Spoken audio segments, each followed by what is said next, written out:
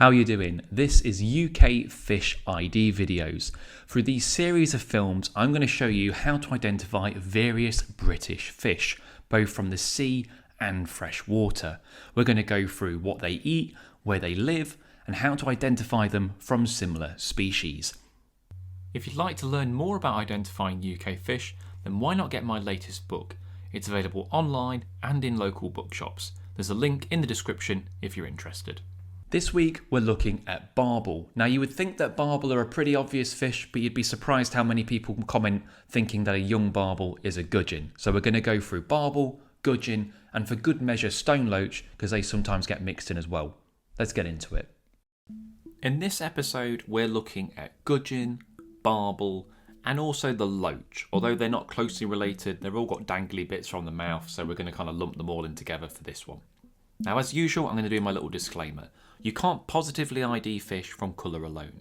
Fish change colour so rapidly according to health, age, sexual dimorphism, stress, and the environment they live in. So colour is only to be used as a guide with other more accurate signs. Let's start with the biggest, and that's the barbel. They've got a large sloped head to aid in keeping still in the current and saving energy. They have 4 dangling barbels, which is where it earns its name. The body is a bronzy brown colour with fins taking on a pink hue sometimes. A streamlined body with a flat underside to help feed on the riverbed. Juvenile barbel are more speckled to help camouflage. Barbel are at the northern edge of their range in the UK, which means they spawn much later than most freshwater fish in the UK, sometimes well into June. Barbel eggs were thought to be poisonous to other fish. However, many species, including minnows and grayling, will readily eat them. Native to eastern flowing rivers like the Trent, Thames and Witham, it has since been introduced all over the UK to rivers like the Severn, Test and Clyde. A true river fish, barbel are one of the most sought after fish in moving water by anglers. Whether it's the tidal reaches of the Trent or urban chalk streams like the Wandle, barbel have made a home in many rivers. Some are stocked into lakes, though they can't spawn in them. Although not regarded as migratory, barbel will travel huge distances in in-river migrations to reach spawning grounds over 20 miles sometimes, often near the confluences of rivers or gravelly shallows where the female would dig into the gravel to release eggs. Several males will try to fertilise them. Next up is the gudgeon.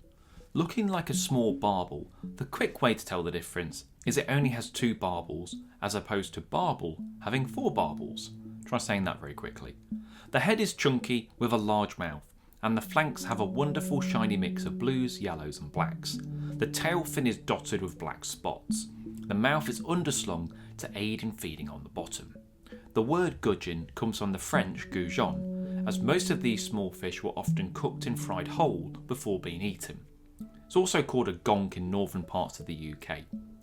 Gudgeon will gulp in mouthfuls of sand and debris and filter it out their gills, keeping any tasty morsels of food to eat. Sometimes referred to as glass carp, with its reflective and mirror-like scales, they have a stunning coloration when in clear waterways. Widespread little fish, they're found in many parts of the UK.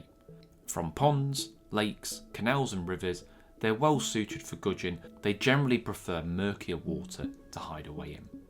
Gudgeon will move into shallow water, often over weeds or sandy gravel patches, and the female can lay up to 3,000 eggs. A shoal fish, they often group together near the riverbed where they feed on whatever fits in their mouth.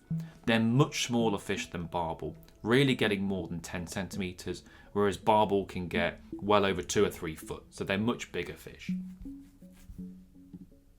Next up is the topmouth gudgeon. Now they're called topmouth gudgeon due to its mouth being so high up on the head. It's like the opposite of a native gudgeon. Scales can appear black, silvery and shiny. The body is elongated oval shape and a prominent stripe along the lateral line. As of recording, this species is very nearly eradicated from England, with a concerted effort by the Environment Agency to remove them from affected lakes. The most common method is to remove as many native fish as possible and then use a chemical called rotenone, which wipes out the remaining topmouth gudgeon and over time disappears, allowing the native fish to be returned. So although they're both called gudgeon, they're not actually that closely related. They are both cyprinids, but not especially related. Native to Asia, it was introduced to many countries in Europe, including England, via the aquarium trade, and spread through England and Wales through careless stocking. It's now found in a few isolated locations. It prefers lakes and ponds and seems to do poorly in fast-moving rivers. This species can breed in a short period of time within its first year and multiple times within a year, so quickly outcompetes native fish and fry. It also has the habit of eating fish eggs, so can be a highly invasive species. It doesn't get much bigger than 5 or 6 centimetres. Now we also have 2 species of loach in the UK, which I suppose you might mix up with a small barbel or gudgeon, so we're going to cover those now. The first is the stone loach, a stocky but long-looking fish with slimy, scaleless body. Its defining trait is its extending barbels, of which it has 6, which separates it from other species. The flanks are speckled with blacks, browns and yellows, and a creamy underside. The tail fin is particularly rounded, a bit like a tench. The whiskers from their chin have given them the other name of beardies. Not particularly a rare fish, just elusive, tending to be hidden during the day. Tends to be solitary, but sometimes multiple loach will be under the same rock if it's large enough. They're found across the UK, but largely absent from the Scottish Highlands. They like fast-paced rivers, but they can also live in still waters, and they generally hide away under large rocks. Not often seen in the day, this fish is mostly nocturnal, coming out to feed then. From April to August, females spawn, producing around 10,000 eggs amongst the sand, stone and vegetation. The other species is the spined loach. Now this is a slender fish that is laterally compressed, likely to aid into diving into the silt and gravel, a bit like a sand eel.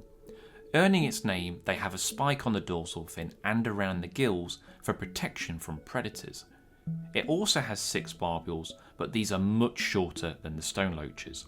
The body has a row of dark blotches, with the skin being light with variations of silver, yellow and brown.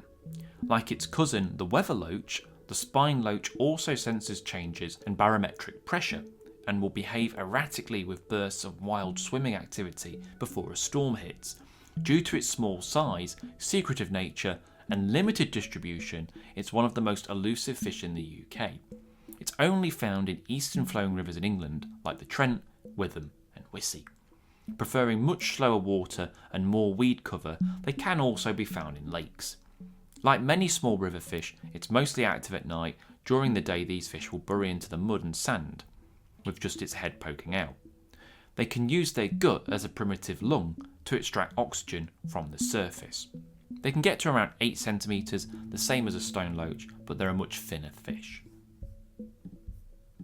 Okay, so how to tell all these fish apart? Well, I feel like this is relatively obvious, but I'll say it to start with. Barbel are the biggest. Barbel get way bigger than any of the other fish on this list.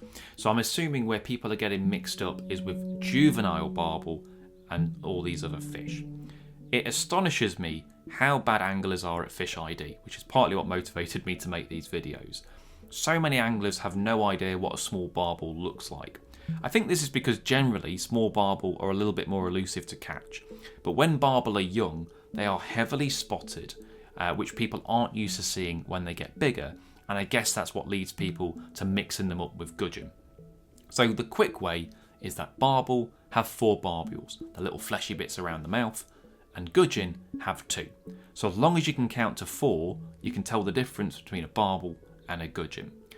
Stone loach have got 6, so if you've got advanced mathematics, you can count to 6, then you can tell the difference between a small barbel, a gudgeon, and a stone loach. Spine loach also have 6 barbules, but they're much smaller, and spine loach have got a very thin, laterally compressed body, whereas stone loach have got longer barbules and are thicker set. Don't forget, if you want to learn more about UK fish, do grab a copy of my book. There's a link in the description if you want to find out more. Hope you enjoyed that video. If you liked it, please consider subscribing to the channel. It takes 2 seconds for you and it really helps the channel out. Go and have a look at some of the other UK Fish ID videos we've got on the channel, as well as the underwater and angling content on here. See you next time. Cheers. If you enjoyed this vid, why not check out this other video right here? If you can, please subscribe to the channel. It only takes a couple of seconds and it really helps me out. I'll catch you in the next one. Cheers.